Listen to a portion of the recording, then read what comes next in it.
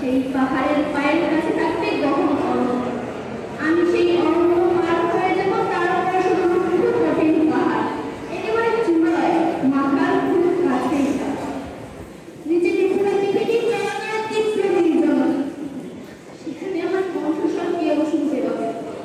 আমি ঈশ্বর মানি না, তিনি আমার মাথার কাছে ঢুকে দাঁড়াবে।